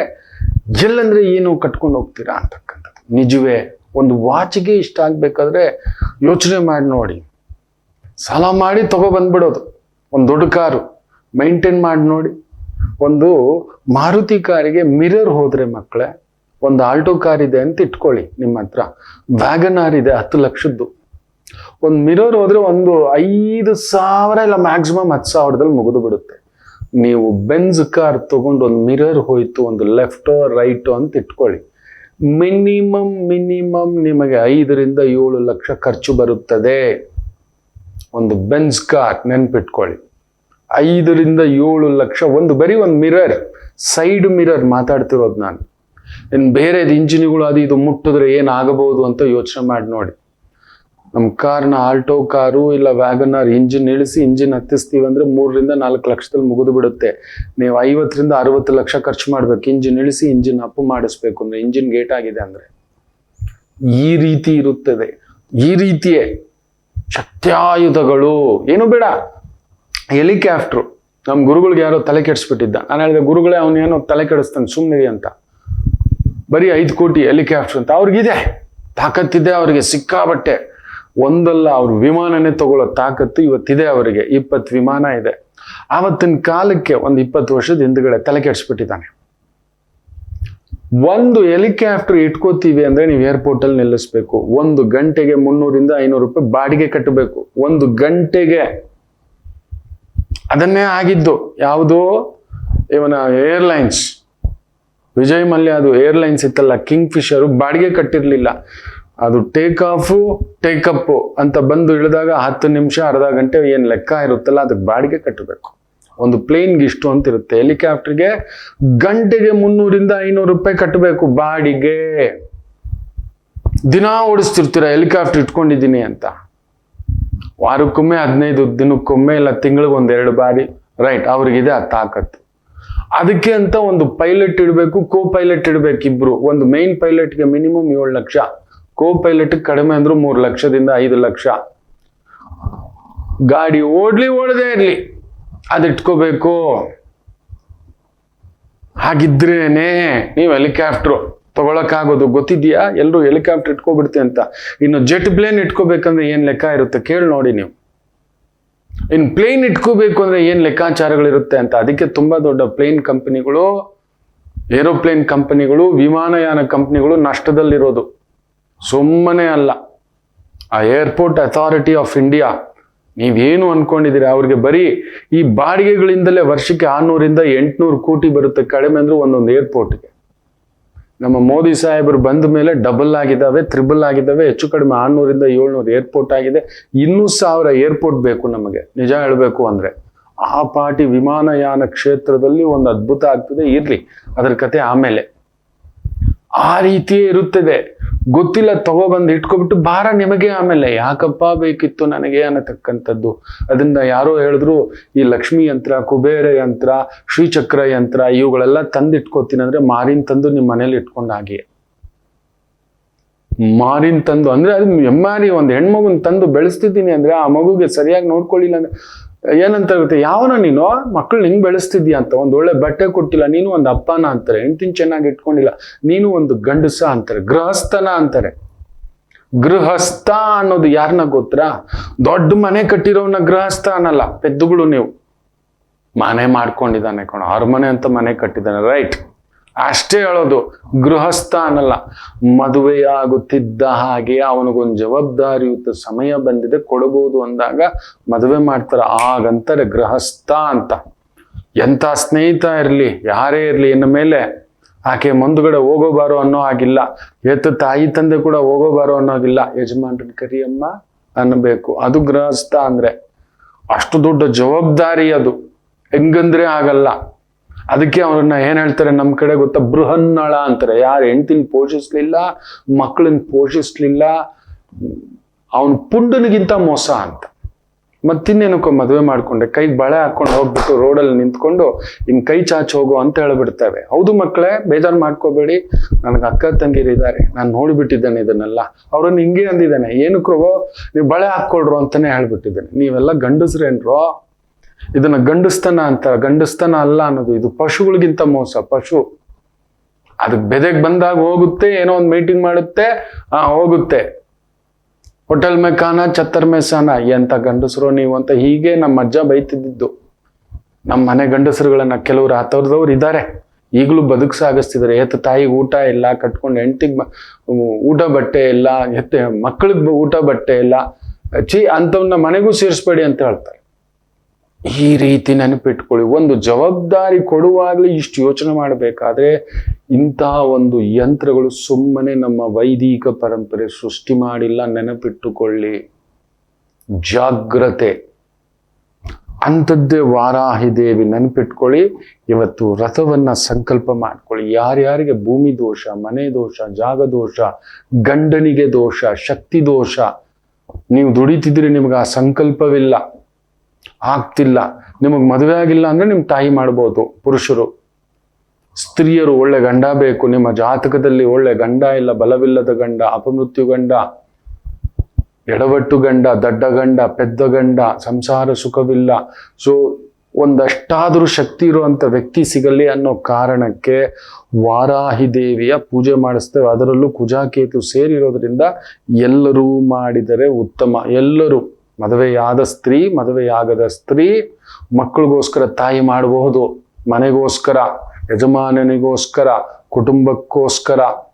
ಈ ವ್ರತ ಸಂಕಲ್ಪ ಮಾಡಿದ ಮೇಲೆ ನೆನ್ಪಿಟ್ಕೊಳ್ಳಿ, ಹೊರಗಡೆ ಊಟ ತಿನ್ನಬಾರ್ದು, ಹೊರಗಡೆ ಹೋಗ್ಬಾರ್ದು. ಇದು ನಿಯಮ ಈ 9 ದಿನ. ಅದಕ್ಕೆ ಈ ತರ ವ್ರತಗಳನ್ನು ಹೇಳ್ಬೇಕಾದ್ರೆ 10 ಬಾರಿ ಯೋಚನೆ ಮಾಡ್ತಾನೆ, 100 ಬಾರಿ. ಎಲ್ರು ಕೇಳ ಹೊರಗಡೆ ಹೋಗ್ಬಾರ್ದು ಅಂದ್ರೆ, ಎಲ್ಲಾದ್ರೂ ಹೋದ್ರೆ ಸಂಜೆ ಅಷ್ಟೊತ್ತಿಗೆ ವಾಪಸ್ ಬರ್ಬೇಕು. ಡ್ಯೂಟಿ ಇರುತ್ತೆ, ಹೋಗಿ ಹೋಟ್ಲಲ್ಲಿ ತಿನ್ಬೇಡಿ, ಬೇರೆಯವ್ರ ಟಿಫನ್ ಅಲ್ಲಿ ತಿನ್ಬೇಡಿ. ಸ್ವಲ್ಪ ಆದಷ್ಟು ಬಾಯಿ ಕಟ್ಟಿ 9 ದಿನ. ಬೆಳಿಗ್ಗೆ ಒಂದು ಪುಟ್ಟ ಫಲಾಹಾರ ತಿನ್ನಿ, ಮಧ್ಯಾಹ್ನ ಆಗುತ್ತೆ ಅಂದ್ರೆ ಒಂದು ತಿಳಿ ಮೊಸರನ್ನ ಒಂದು ಸಣ್ಣದಾಗಿ ತಿನ್ನತಕ್ಕಂಥದ್ದು ಮಾಡಿ. BP ಶುಗರ್ ಇದೆ, ಅದಕ್ಕೋಸ್ಕರ ಹೇಳ್ತಿದ್ದೇನೆ. ಎಲ್ಲರಿಗೂ ಇವತ್ತು BP ಶುಗರ್ ಇದೆ. ಲೈಟ್ ಫುಡ್ ತಿಂತಕ್ಕಂಥದ್ದು, ನಾನ್ ವೆಜ್ ಬೇಡ, ಬ್ರಹ್ಮಚರ್ಯವಿರಲಿ, ಬಾಳೆ ಎಲೆಯಲ್ಲಿ ತಿನ್ನಿ. ನೆಲದ ಮೇಲೆ ಸಪ್ರೇಟ್ ದೇವರ ಕಾರ್ಯಕ್ಕೋಸ್ಕರ ಅಂತ ಒಂದು ಚಾಪೆ ತಂದಿಟ್ಕೊಂಡಿರಿ, ಅದರ ಮೇಲೆ ಮಲಗ್ತಕ್ಕಂಥದ್ದು ಮಾಡಿ. ಅದಕ್ಕೋಸ್ಕರ ಒಂದು ಸಪ್ರೇಟ್ ದಿಂಬು ಇಟ್ಕೊಂಡಿರಿ. ಯಾವ್ದ್ಯಾವುದೋ ದಿಂಬು, ಯಾವಾಗ್ಲೂ ಮಲಗಿದ ದಿಂಬು, ಯಾವಾಗ್ಲೂ ಮಲಗಿದ ಹಾಸಿಗೆ, ಅದರಿಂದ ದೂರ. ಇದಕ್ಕೋಸ್ಕರ ದೇವರ ವಸ್ತ್ರ ಅಂತ ಇಟ್ಕೊಂಡಿರಿ. ಮನೆಗೆ ಬಂದ್ಮೇಲೆ ಒಂದು ಪುಟ್ಟದಾಗಿ ಶುದ್ಧಿ ಆದ ಮೇಲೆ ಒಂದು ಪಂಚೆಯೋ ದೇವರಿಗೋಸ್ಕರ ಅಂತ ಪೂಜೆಗೋಸ್ಕರ ಇಟ್ಕೊಂಡಿರ್ತಕ್ಕಂಥ ವಸ್ತ್ರಧಾರಣ, ಚೂಡಿದಾರ್ ಇರ್ಬೋದು, ಕೆಲವ್ರು ಹಾಕೋತೀರಿ, ಹಾಕೊಳ್ಳಿ. ಸ್ಯಾರಿ ಉಟ್ರೆ ಇನ್ನೂ ಉತ್ತಮ. ಎಸ್, ಅರಿಶಿನ, ಕುಂಕುಮ, ಹೂವು ಇಡ್ಲೇಬೇಕು, ಕಾಡಿಗೆ ಇಡ್ಲೇಬೇಕು. ಕಾಲಲ್ಲಿ ಒಂದು ಪುಟ್ಟು ಕಾಲ್ಗೆಜ್ಜೆ ಇದ್ರೆ ಇನ್ನೂ ಉತ್ತಮ. ಅರಿಶಿನ ಇಟ್ಕೊಂಡ್ರೆ ಇನ್ನೂ ಉತ್ತಮ. ಕಾಡಿಗೆ ಇಟ್ಕೊಂಡ್ರೆ ಅಮ್ಮನವ್ರಿಗೆ ಅಲಂಕಾರ ಇಷ್ಟ. ಎಷ್ಟು ನೀವು ಗೌರಿಯಾಗಿ ಬಂದು ನಿಲ್ತೀರೋ, ನೀವೇ ನಿಮ್ಮಲ್ಲಿಯೇ ಆ ಒಂದು ದೇವಿ ಅಂಶ ಇಲ್ಲ, ನೀವು ಇನ್ನೇನು ಪೂಜೆ ಮಾಡ್ತೀರಿ? ನೀವೇ ಸಿದ್ಧರಾಗಿಲ್ಲ. ಈ ದೇಹವೆನ್ನುವುದು ದೇಗುಲ. ಅದಕ್ಕೆ ಯಾವುದೇ ದೇಗುಲಗಳಲ್ಲಿ ಪೂಜೆ, ವಿಶೇಷ ಪೂಜೆ, ನಿತ್ಯ ಪೂಜೆಗಳಲ್ಲಿ ನೀವು ನೋಡಿ ಸದಾ ಅಲಂಕಾರ ಇರುತ್ತೆ. ಕೆಲವು ದೇವಸ್ಥಾನಗಳು ನೋಡಿದ್ರೆ ಪಾಳು ಬಿದ್ದೋಗಿರುತ್ತೆ, ಒಂದು ಪೇಂಟಿಂಗ್ ಇಲ್ಲ, ಇನ್ನೊಂದಿಲ್ಲ. ಆ ದೇವಸ್ಥಾನದಲ್ಲಿ ಎಲ್ಲಿ ಶಕ್ತಿ ನಿಲ್ಲುತ್ತೆ? ಏನೋ ಇದು ದೇವಸ್ಥಾನ. ನೀವು ಕೂಡ ಹಂಗೆ ಗಲೀಜಾಗಿರಿ. ಏನೋ ಒಂದು ಬಟ್ಟೆ, ನಿಮ್ಮನ್ನ ಯಾರು ಗೌರವ ಕೊಡಲ್ಲ. ಇವನು ನೋಡ ಹೆಂಗ್ ಬರ್ತಾನೆ, ಅರ್ಧೋ ಚಪ್ಪಲಿ, ಯಾವುದೋ ಮುರುಕುಲ್ ಚಪ್ಪಲಿ, ಮುರುಕುಲ್ ಬ್ಯಾಗು, ದೇಹ ದುರ್ಗಂಧ ವಾಸನೆ, ಸ್ನಾನ ಮಾಡಿಲ್ಲ, ಸರಿಯಾಗಿ ತೊಳ್ಕೊಂಡು ಬಂದಿಲ್ಲ, ಬಾಯಿ ತೊಳ್ಕೊಂಡು ಬಂದಿಲ್ಲ, ಬ್ರಷ್ ಮಾಡ್ಕೊಂಡು ಬಂದಿಲ್ಲ, ಎಣ್ಣೆ ಹಚ್ಕೊಂಡು ಪಚ್ಚ ಅಂತ ಬಂದಿರೋದು. ಎಲ್ಲಿ ನಿಲ್ಲುತ್ತೆ? ನಿಮಗೆ ಗೌರವ ಕೊಡೋರೇ ಕೊಡಲ್ಲ, ನಿಮ್ಮವರೇ ಕೊಡಲ್ಲ, ನಿಮ್ ಜೊತೆಲಿರೋ ಸಹೋದ್ಯೋಗಿಗಳೇ ಕೊಡೋದಿಲ್ಲ. ಸೊ ಈ 9 ದಿನವು ಎಷ್ಟು ಶುದ್ಧವಾದ ಮಾತು, ಶುದ್ಧವಾದ ಆಲೋಚನೆ, ಶುದ್ಧವಾದ ಚಿಂತನೆ. ಯಾರೇನ್ ಮಾಡಿದರು, ಅಮ್ಮ ದೇವಿ ಇಚ್ಛಾ, ನಿನ್ನ ಇಚ್ಛಾ ತಾಯಿ, ನಿನ್ನದೇ ಇಚ್ಛೆ ತಾಯಿ, ಈ ಸಂಕಲ್ಪ ಮಾಡ್ಕೊಳ್ಳಿ, ಆಗ್ಲಿ, ಒಳ್ಳೇದಾಗ್ಲಿ. ಯಾರೇನಂದ್ರು ಒಳ್ಳೇದಾಗ್ಲಿ. ಯಾಕಂದ್ರೆ ನೆನ್ಪಿಟ್ಕೊಳ್ಳಿ, ನಾನು ಆಗ್ಲೇ ಹೇಳಿದೆ, ಕಾಮ, ಕ್ರೋಧ, ಮದ, ಮಾತ್ಸರ್ಯ, ಮೋಹ, ಲೋಭ, ಇವುಗಳಿಂದ, ಅರಿಷಡ್ವರ್ಗಗಳಿಂದ ದೂರ ಆದಷ್ಟು. ಮನುಷ್ಯರು ನಮ್ಮ ಕೈಯಲ್ಲಿ ಆಗೋಲ್ಲ. ಬರುತ್ತೆ, ಅಮ್ಮ ನನಗೆ ಯಾಕೆ ಈ ತರ ಕೊಟ್ಟೆ, ಕ್ಷಮಿಸ್ಬಿಡಮ್ಮ, ಅಷ್ಟೇ. ಬರುತ್ತೆ, ಪ್ರಚೋದನೆ ಆಗುತ್ತೆ. ವಾರಾಹಿ ದೇವಿ, ನಿಮ್ಮ ಮನೆ ಮಾರಾಟ ಆಗ್ತಿಲ್ಲ, ಜಾಗ ಮಾರಾಟ ಆಗ್ತಿಲ್ಲ, ಗಂಡನಿಗೆ ಬಲ ಇಲ್ಲ, ಗಂಡನಿಗೆ ಸರಿಯಾದ ಉದ್ಯೋಗ ಇಲ್ಲ, ಮಕ್ಕಳಿಗೆ ಸರಿಯಾದ ಉದ್ಯೋಗ ಇಲ್ಲ, ಮಕ್ಕಳು ದಾರಿ ತಪ್ಪಿ ನಿಂತಿದ್ದಾರೆ, ಅರ್ಹತೆ ಇದ್ದರು, ಶಕ್ತಿ ಇದ್ದರು, ಯಾವುದೋ ಕರ್ಮದ ಗಂಟು ಕಟ್ಟಿ ಹಾಕಿ ಬಿಟ್ಟಿದೆ ಅನ್ನತಕ್ಕಂಥದ್ದಕ್ಕೆ ಎಲ್ಲದಕ್ಕೂ ಸಂಕಲ್ಪ ಮಾಡ್ಕೊಂಡು. ಮನೆ ಇದ್ರೇನೆ ಎಲ್ಲ, ಮನೆ ಯಜಮಾನ ಇದ್ರೇನೆ ಎಲ್ಲ. ನಿಮ್ಮ ಮಗ ಯಜಮಾನ ಆಗ್ಬೇಕು ತಾನೆ, ನಿಮ್ಮ ಯಜಮಾನ್ರು ಯಜಮಾನ ಆಗ್ಬೇಕು ತಾನೆ, ನಿಮ್ಮ ತಂದೆ ಯಜಮಾನ್ರಾಗ್ಬೇಕು ತಾನೆ, ನೀವು ಯಜಮಾನಿಯಾಗಿ ಕುಳಿತುಕೋಬೇಕು ತಾನೆ. ಈ ಸಂಕಲ್ಪಕ್ಕೆ ನಿಂತುಕೊಳ್ಳಿ. ಯಾವುದು ಅಪಶ್ರುತಿಗಳ ಮಾತು ಬೇಡ, ಅನಾವಶ್ಯಕ ಮಾತುಗಳು ಬೇಡ. ನೀವಾಯ್ತು ನಿಮ್ಮ ಕೆಲ್ಸಕ್ಕೆ ಹೋಗಿ ಮಾಡಿ ನಿಮ್ಮ ಕರ್ತವ್ಯ, ಸಂಜೆ ಮನೆಗೆ ಬನ್ನಿ, 7 ಗಂಟೆಗೆ ಒಂದು ಪುಟ್ಟದಾಗ ಮೈ ಸ್ನಾನ. 9 ದಿನವೂ ತಲೆ ಸ್ನಾನ ಮಾಡಬೇಕು ಅನ್ನೋತಕ್ಕಂಥದ್ದು ಏನೂ ಇಲ್ಲ. ಹೆಣ್ಮಕ್ಳು ಮಂಗಳವಾರ, ಶುಕ್ರವಾರ ತಲೆಗೆ ಸ್ನಾನ ಮಾಡ್ಕೊಂಡ್ರೆ ಸಾಕು. ಮಿಕ್ಕ ದಿನಗಳಲ್ಲಿ ಮೈ ಸ್ನಾನ. ಬೆಳಿಗ್ಗೆ ಮೈ ಸ್ನಾನ ಮಾಡ್ಕೊಂಡಿದ್ದೀರಿ, ಮಾಡಿರ್ತೀರಿ, ಎದ್ದು ದೀಪ ಹಚ್ಚಿರ್ತೀರಿ, ಆ ದೀಪ ನೋಡಿರ್ತೀರಿ, ರೈಟ್. ಸಂಜೆ ಬಂದಾಗ ಕೈಕಾಲು ತೊಳ್ಕೊಂಡು ಪುಟ್ಟದಾಗಿ ದೀಪಾರಾಧನೆ ಕಂಪಲ್ಸರಿ. ಒಂದು ಸಾಯಂಕಾಲ ಇವತ್ತು ಸ್ನಾನ ಮಾಡ್ಕೊಳ್ಳಿ. ಬೆಳಿಗ್ಗೆ ಮಾಡ್ಕೊಂಡಿದ್ರು ಕೂಡ ತಲೆ ಸ್ನಾನ ಮಾಡ್ಕೋಬೇಡಿ. ಇವತ್ತು ತಲೆ ಸ್ನಾನ ಮಾಡಿದ್ರೆ ಬೆಳಿಗ್ಗೆ, ಸಂಜೆಗೆ ತಲೆ ಸ್ನಾನ ಬೇಡ. ಸಂಜೆ ತಲೆ ಸ್ನಾನವೇ ಮಾಡಬಾರದು. ಯಾವ ಸ್ತ್ರೀ ಆಗಲಿ ಸಂಧ್ಯಾಕಾಲದ ಶಿರೋಸ್ನಾನಂ ಲಕ್ಷ್ಮೀ ದೋಷಂ, ಪಾರ್ವತಿ ದೋಷಂ, ಗೌರಿ ದೋಷಂ ಮುಗಿದೋಯ್ತು, ನೆನಪಿಟ್ಟುಕೊಳ್ಳಿ. ಸಂಧ್ಯಾಕಾಲದಲ್ಲಿ ಹೆಣ್ಮಕ್ಳು ತಲೆಗೆ ಸ್ನಾನ ಮಾಡಬಾರ್ದು. ಆ ಮನೆ ಯಜಮಾನನಿಗೆ ಅಪಮೃತ್ಯು, ಎಲ್ಲ ದೋಷಗಳು ಮನೆಗೆ ಬಂದ್ಬಿಡ್ತು, ಮುಗಿದೋಯ್ತು. ಸಂಧ್ಯಾಕಾಲ ತಲೆ ಸ್ನಾನ ಯಾವ ಸ್ತ್ರೀ ಯಾವ ದಿನ ಆದರೂ ಆಕಸ್ಮಿಕವಾಗಿ ಯಾವುದೋ ಒಂದು ಪುರುಡೋ ಸೂತಕವೋ ಇನ್ನೊಂದೋ ಆಗಿದೆ ಅಂದಾಗ ಮಾಡಬಹುದೇನೋ, ವರ್ಷದಲ್ಲೊಮ್ಮೆಯೋ ಯಾವಾಗಲೂ, ಬಟ್ ನಾಟ್ ದ್ಯಾಟ್ ರೆಗ್ಯುಲರ್. ನೆನಪಿಟ್ಟುಕೊಳ್ಳಿ, ಸಂಧ್ಯಾಕಾಲದ ಶಿರೋಸ್ನಾನ ಅಪಮೃತ್ಯು ನಿಶ್ಚಿತ, ಅಪವಾದ ನಿಶ್ಚಿತ. ಅಪವಾದಗಳು ಇಲ್ಲದೆಲ್ಲ ನಿಮ್ಮ ಮನೆಗೆ ಹುಡ್ಕೊಂಡು ಬರ್ತವೆ. ದುರ್ಗಿ ಆಗಿಬಿಡುತ್ತೆ ಮನೆ, ಮಾರಿಯಾಗಿ ಬಿಡುತ್ತೆ. ಎಚ್ಚರಿಕೆ, ಅನಾರೋಗ್ಯಗಳ ಪೀಡೆ ಮನೆಗೆ ತುಂಬ್ಕೊಬಿಡುತ್ತೆ. ಮುಖ್ಯವಾಗಿ ಜ್ಯೇಷ್ಠಾದೇವಿ ಪ್ರತ್ಯಕ್ಷ, ನೆನ್ಪಿಟ್ಕೊಳ್ಳಿ. ಮುಖ್ಯವಾಗಿ ಪುರುಷರು ಕೂಡ ಶಿರೋಸ್ನಾನ ಮಾಡಬಾರ್ದು. ಸಂಜೆ ಕೂಲಿ ಕೆಲಸ ಅದು ಇದು ಮಾಡಿ ಬಂದಿರ್ತೀರಿ, ರೈತರುಗಳು ಅದು ಇದು ಸಿಕ್ಕಾಬಟ್ಟೆ ಜಡ್ಡುಗಟ್ಟಿ ಬಿಟ್ಟಿದ್ದೆ, ಇನ್ನೊಂದು ಇಳಿಸಿದ್ರಿ, ಮಾಡ್ಕೋತೀವಿ, ಕೂದಲು ತುಂಬಾ ಸಣ್ಣಕ್ಕೆ ಶಾರ್ಟ್ ಮಾಡ್ಕೊಂಡಿದ್ದೀರಿ, ನಂತರ ದೆನ್ ಇಟ್ಸೋಕೆ ಒಂದೆರಡು ತಂಬಿಗೆ ಹಿಂಗೆ ಹಾಕ್ಕೊಳ್ಳೋಣ.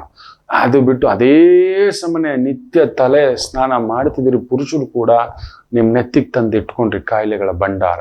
ಎಚ್ಚರಿಕೆ, ಬೆಳಿಗ್ಗೆ ಸ್ನಾನ ಮಾಡ್ಕೊಳ್ಳಿ. ಶಿರೋಸ್ನಾನಂ ಈಸ್ ಅ ಬ್ಯೂಟಿಫುಲ್. ಸೊ ಸಂಜೆ ಇವತ್ತು ತಲೆಗೆ ಸ್ನಾನ ಮಾಡ್ಕೊಳ್ಳಿ. ಇವತ್ತೊಂದು ದಿನಕ್ಕೆ ಆಯ್ತಾ? ಅಕಸ್ಮಾತ್ ಬೆಳಿಗ್ಗೆನೆ ಇವತ್ತು ಮಾಡ್ಕೋಬಿಟ್ರಿ, ಸಂಜೆಗೆ ತಲೆ ಸ್ನಾನ ಬೇಡ. ಯಾವುದೇ ಕಾರಣಕ್ಕೂ ಸಂಜೆಗೆ ತಲೆ ಸ್ನಾನ ಇವತ್ತು ಕೂಡ ಮಾಡಬೇಡಿ. ಬೆಳಿಗ್ಗೆ ಮಾಡ್ಕೊಳ್ಳಿ. ಮೈಗೆ ಸ್ನಾನ ಮಾಡ್ಕೊಂಡಿದ್ದಾನೆ ಗುರು, ಪರವಾಗಿಲ್ಲ, ದೇಹಕ್ಕೆ ಮಡಿ ಇಲ್ಲ, ನಿಮ್ಮ ಮನಸ್ಸೇ ಮುಖ್ಯ. ಮಾಡಿಕೊಂಡು ಒಂದು ಪುಟ್ಟದಾಗಿ ಮನೆಯಲ್ಲೇ ದೇವರ ಒಂದು ಸ್ಥಳ ಶುದ್ಧಿ ಮಾಡಿಕೊಂಡು ಸಂಜೆ ಒಂದು ರಂಗೋಲಿ ಹಾಕ್ಕೊಳ್ಳಿ ಪುಟ್ಟದಾಗಿ. ಒಂದು ಮಣೆ ಮೇಲೆ ಒಂದು ಬಿಳಿ ವಸ್ತ್ರ, ಇಲ್ಲವೇ ಹಸಿರು ವಸ್ತ್ರ, ಇಲ್ಲ ಒಂದು ಕೆಂಪು ವಸ್ತ್ರ ಧಾರಣೆ ಮಾಡಿಸಿ ಪುಟ್ಟದಾಗಿ ಒಂದು ಕಳಶ ಸ್ಥಾಪನೆ ಮಾಡತಕ್ಕಂಥದ್ದು ಮಾಡಿಬಿಟ್ಟು ವಾರಾಹಿ ದೇವಿಯ ಫೋಟೋ ಇಡಬೇಕು ಅಂತೇವೆ. ಪರವಾಗಿಲ್ಲ, ನೆಟ್ಟಲ್ಲಿ ಡೌನ್ಲೋಡ್ ಮಾಡಬಹುದು. ಈ ಒಂದು ದಿನದಲ್ಲಿ ಒಂದಿನ ಮೊದಲೇ ಹೇಳಬೇಕಿತ್ತು ಗುರುಗಳೇ, ರೈಟ್. ನಿಮ್ಮ ಮನೆ ದೇವಿ ಯಾವುದಾದರೂ ಸರಿ ಸಂಕಲ್ಪ ಮಾಡ್ಕೊಂಡು ಅಲ್ಲಿ ಫೋಟೋ ಇಡಿ. ಅದರಲ್ಲಿ ಹೇಳಿದ್ನಲ್ಲ, ಪಾಯಸ ಅದೇ, ಪಾತ್ರೆ ಬೇರೆ ಅಷ್ಟೇ. ಅಮ್ಮನೇ. ಅಮ್ಮ ಬೆಳಿಗ್ಗೆ ಒಂಥರ ಇರ್ತಾಳೆ, ಕೋಪ ಬಂದಾಗ ಇನ್ನೊಂಥರ ಇರ್ತಾಳೆ, ಪ್ರೀತಿ ಬಂದಾಗ ಇನ್ನೊಂಥರ ಇರ್ತಾಳೆ, ಮುದ್ದು ಮಾಡುವಾಗ ಇನ್ನೊಂಥರ ಇರ್ತಾಳೆ. ಈ ರೀತಿಯ ಅಷ್ಟೇ, ಪರವಾಗಿಲ್ಲ. ನಿಮ್ಮ ಮನೆಯ ದೇವರು ಶಿವ ಆಗಿದ್ರು ಇಡಿ, ಪಾರ್ವತಿ ಆಗಿದ್ರು ಇಡಿ, ವಿಷ್ಣು ಆಗಿದ್ರು ಇಡಿ, ಗಣೇಶ ಆಗಿದ್ರು ಇಡಿ, ಅಯ್ಯಪ್ಪ ಆಗಿದ್ರು ಇಡಿ, ಲಕ್ಷ್ಮಿ ಆಗಿದ್ರು ಅಲ್ಲಿಡಿ. ನಿಮ್ಮ ಮನೆಯ ದೇವರಲ್ಲೇ ವಾರಾಹಿ ದೇವಿಯ ಅಂಶ. ಸಂಕಲ್ಪ ಮಾಡ್ಕೊಳ್ಳಿ, ಅಮ್ಮ ನಿನ್ನಲ್ಲಿ ಆವಾಹನೆ ತಗೋತಿದ್ದೇನೆ, ನೀನು ನಿಂತ್ಕೋ ಈ ರೂಪದಲ್ಲಿ 9 ದಿನವೂ ಅಂತ ಹೇಳಿ ಅಖಂಡ ದೀಪ ಆಯ್ತ್ರೋ.